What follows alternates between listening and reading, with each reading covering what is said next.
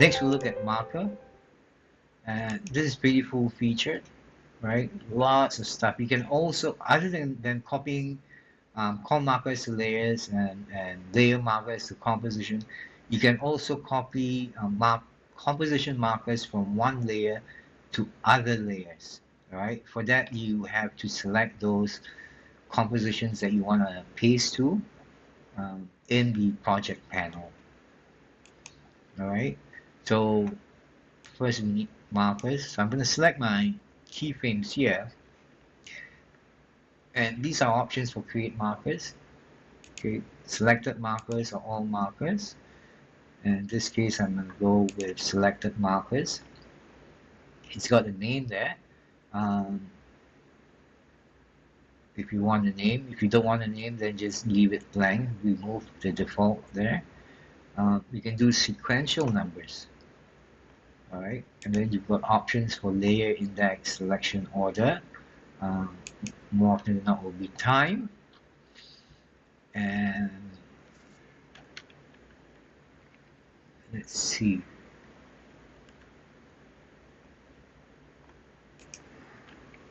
You see that? So your numbers are in sequential order. Okay. If you want to do repeated markers, you can set it up here also. Right now I've set it under selected keyframes. So now I can do this, copy layer markers to comp. Right. As you can see, it works, but I only copied one. Why? Because we have our time stipulation here. It's set to work area range. So only this guy was there. If you want all, then this is the one to select. And now all of them will be here. So you select here, you click on copy markers, and then these guys become awake. And you can paste, you can select this, and then paste markers. Alright, I'm gonna undo. And you have these paste options, paste at CTI or source time. And then if you want this option, you want to paste to another composition, these composition markers, you select here. I'm not going to show you my project panel, but I assume you will know how to go to your project panel, select compositions, and then click on the paste markers button here. Okay, now these are your other options.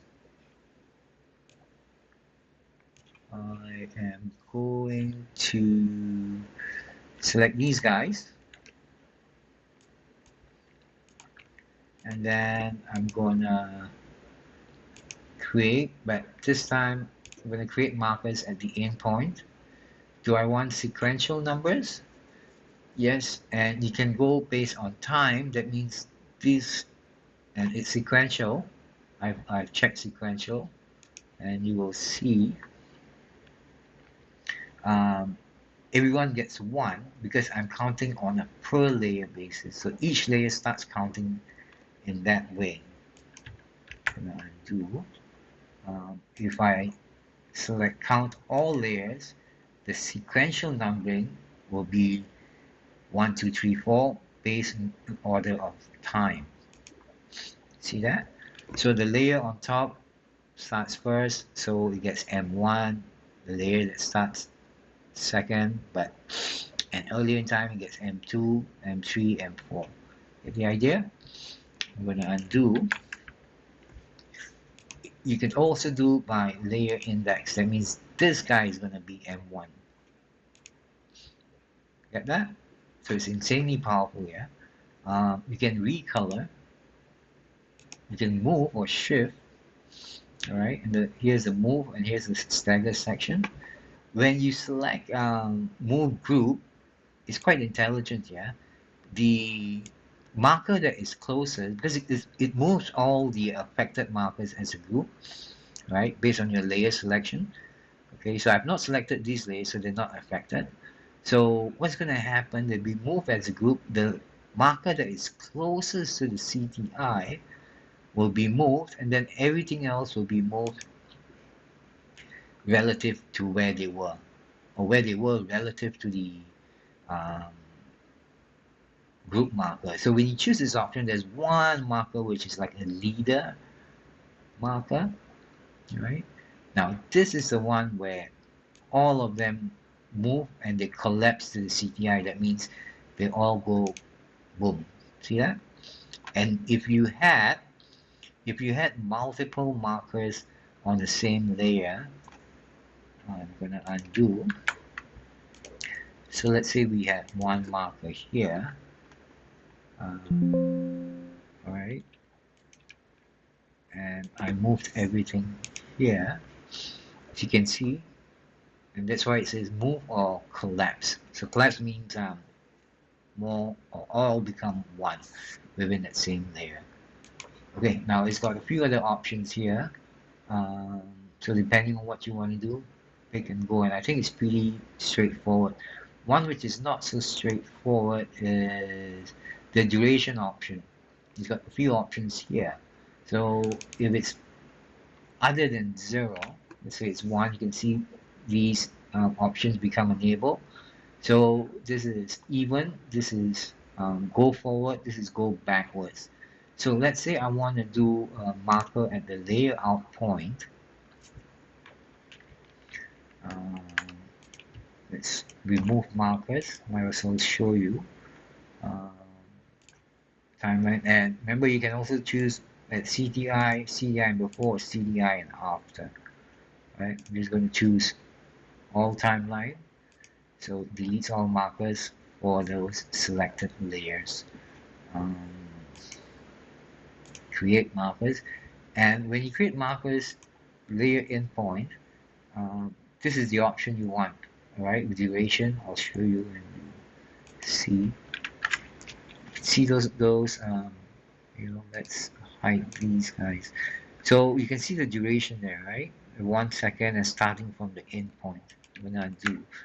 Now, when you set the out point, you will want to choose this option. Okay, and you'll see why.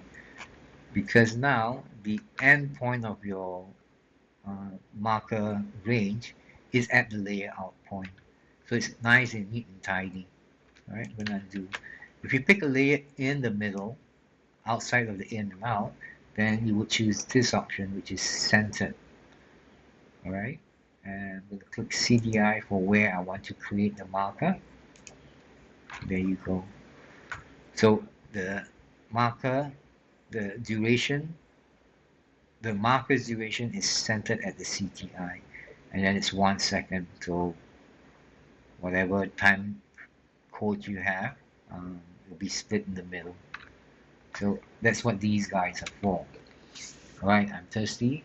I need a cigarette, so we'll take a break and come back and continue with the other scripts. Cheers. See you soon.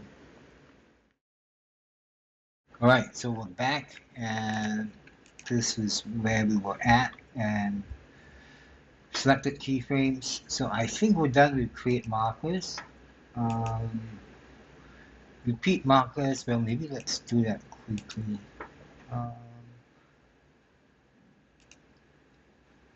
So over here we're repeating markers once every 10 frames, and let's do 10 repeats. I've got a number in my name, and I've got sequential numbers enabled. So I'm going to set duration to 0. Zoom in, and as you can see, they're numbered there. Alright, so at a spread of once every 10 frames. Now, this number thingy, this is how it works, yeah?